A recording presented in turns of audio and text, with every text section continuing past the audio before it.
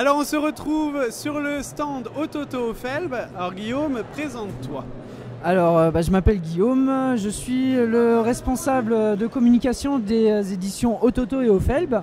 Donc par responsable communication, je m'occupe de tout ce qui est partenariat, le sponsor, la gestion de la communication donc avec la presse. Donc je suis aussi l'attaché de presse et le community manager d'Ototo et d'Ofelb. D'accord, alors déjà d'une, Ototo on le connaît avec les diverses séries de manga, donc, dont la dernière Fat Zero. Exact. On en reviendra tout à l'heure, mais là, moi ce qui m'intéresse le plus c'est Ofelb. Oui.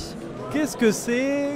Présente-moi un petit peu ce projet. Alors Ofelb, c'est une maison d'édition qui a été lancée, du moins l'annonce officielle a été lancée au début de l'année. Oui. Lors du salon belge Made in Asia. Et après, donc il y a eu l'annonce qui a été faite via un communiqué de presse une semaine après. D'accord. Mais sinon, le projet en lui-même, Ofelb, date de 2012. De 2012, à partir du moment où on a commencé à s'intéresser à Spice & Wolf, où Spice & Wolf est sorti. On savait que Spice & Wolf, à la base, c'était aussi un light novel, c'était aussi un roman. Et on s'est dit, bon voilà, c'est vrai que ça pourrait être sympa plus tard, pour se diversifier, pour changer un peu, pour... c'est purement pour ouvrir des horizons ou... Exactement, voilà, pour ouvrir des horizons, pourquoi pas un jour se lancer dans le light novel et de se lancer dans l'édition de romans, issus de light novel japonais. C'est vrai qu'il y a quand même un essor de romans tirés des mangas. Vous avez été l'initiateur? Comment ça se passe? Après, je peux pas dire quand les autres maisons d'édition ont eu cette idée, mais c'est vrai que je pense que on s'est dit pourquoi pas. Après, j'ai envie de dire, c'est un test. Après, les dernières actualités ont montré que c'était un test qui était concluant. Ouais, voilà. Parce que il y a eu quand même un buzz autour des light novels, des romans japonais, et on espère qu'avec Ofelb et qu'avec la première licence qu'est Sword Art Online, ce buzz va continuer. Après, j'ai envie de dire, c'est aussi à nous de faire le travail de communication, mais c'est aussi, mais on espère toucher bien sûr les fans, mais surtout le grand public, c'est-à-dire les lecteurs d'une part de manga, pas seulement de light novel, pas seulement les fans de light novel, mais aussi les fans de manga, les fans du Japon et encore plus grand, les fans de romans en France. De romans, voilà. Ça c'est vrai que ça peut ouvrir... Alors comment c'est venu Sword Art Online? Parce que c'est quand même une sacrée licence. C'est du travail, c'est un coup de chance? Alors c'est venu tout simplement parce que d'une part il faut savoir que chez Ofelb, les personnes qui travaillent sont fans de Sword Art Online. Quand on a regardé les chiffres de vente de Sword Art Online au Japon, on a vu que c'était le top, quoi. C'était le top. Le premier volume en 2013 était toujours dans le top 15 ou dans le top 15 des ventes. D'accord. Le dernier tome, le tome 14, quand il est sorti, il y a un mois, on va dire, il était direct, il s'est retrouvé direct dans le top 1. C'est pas pour rien, quoi. C'est une licence qui est mondialement connue, dès qu'il y a un support qui sort, que ce soit en manga ou en anime, Sword Art Online, ça fait un carton. Ça a fait un carton en anime en France, ça a fait un carton aux États-Unis en anime aussi. Là, le roman va sortir dans plusieurs pays à travers le monde. On espère que Sword Art Online va être une licence qui va exploser et qui va continuer à faire à se développer, à faire son cross-marketing, à se développer par différents médias. C'est des films, des autres séries, c'est génial. Voilà. Le tome 1 sort quand? Alors le tome 1 sortira à la fin de l'année. Et surtout, est-ce que les tomes sont... c'est le vrai tome 1 qui est sorti au Japon ou justement c'est des éditions spéciales? Alors là, ça va être, comme j'ai dit, en fait, nous, chez Ofelb, on va faire une adaptation au format roman. Parce que le marché français, c'est pas... Alors, je sais qu'il y a beaucoup de personnes qui vont dire oui, mais aux États-Unis, ils vont faire vraiment la version japonaise. Le marché américain, c'est autre chose, c'est pas le marché français. Le marché américain et le roman en anglais, l'anglais, c'est une langue internationale. Voilà. C'est parlé à travers le monde. On parle de milliards de personnes qui peuvent acheter le roman en anglais. Le roman en français, c'est le marché français avec un peu le marché québécois, un peu le marché belge, un peu le marché suisse, mais c'est beaucoup plus restreint. Réduit, voilà. Quand on parle du marché français, c'est 1500-2000 personnes. Si on se limite à ces 1500-2000 personnes, ça sera pas viable. Et sur 17 volumes, on pourra jamais survivre. On pourra jamais survivre, sachant qu'on part au début sur une base de 1500-2000, mais au fur et à mesure des tomes, on sait très bien que ce nombre de personnes va diminuer. Comme ça se passe pour le manga d'ailleurs.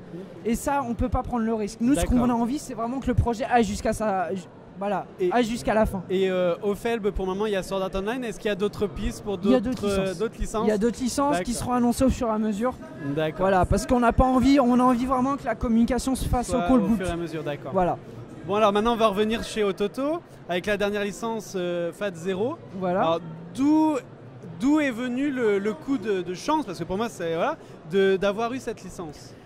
Depuis Spice & Wolf, on a vu que ce qui a fait le succès de Spice & Wolf, c'est d'une part la communication qu'on n'a pas arrêté de faire au fur et à mesure des salons. Bon voilà, c'est la chance d'avoir un catalogue assez réduit, c'est qu'on peut continuer à mettre nos séries en avant au fur et à mesure des mois et même des années, puisque Spice & Wolf maintenant ça va faire 2 ans que c'est sorti. Mais bon voilà, on cherchait une grosse licence que le public connaisse, qui ait la chance d'avoir une version animée ou roman comme Spice & Wolf.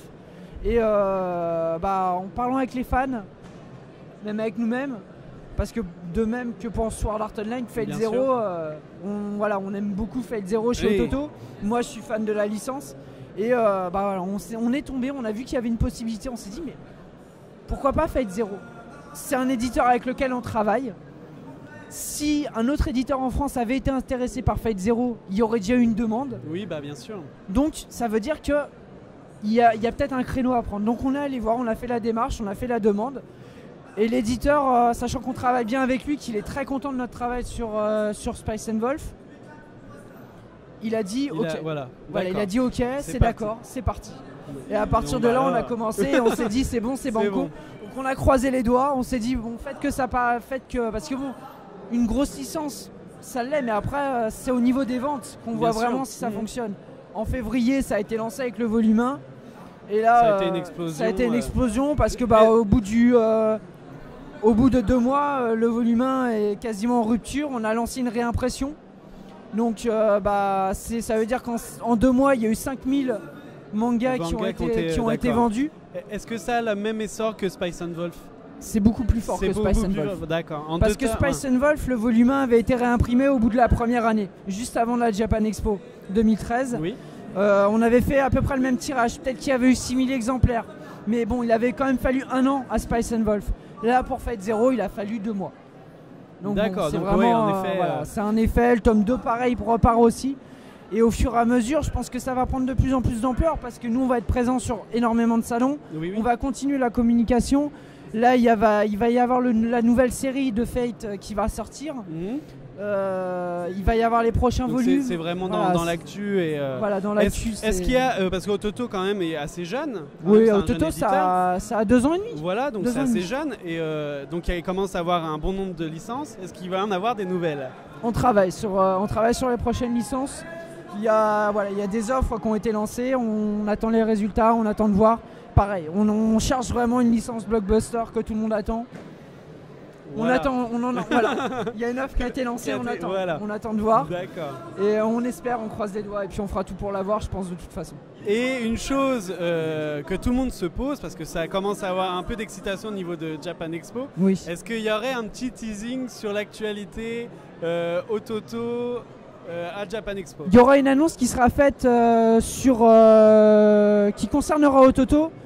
Début juin, première semaine de juin, il y a une annonce qui sera faite concernant Ototo, mais concernant aussi une deuxième maison édition avec laquelle, avec le deuxième label de la société Euphor. Ok. Voilà. Un dernier mot pour les internautes de Sun-Up pour conclure.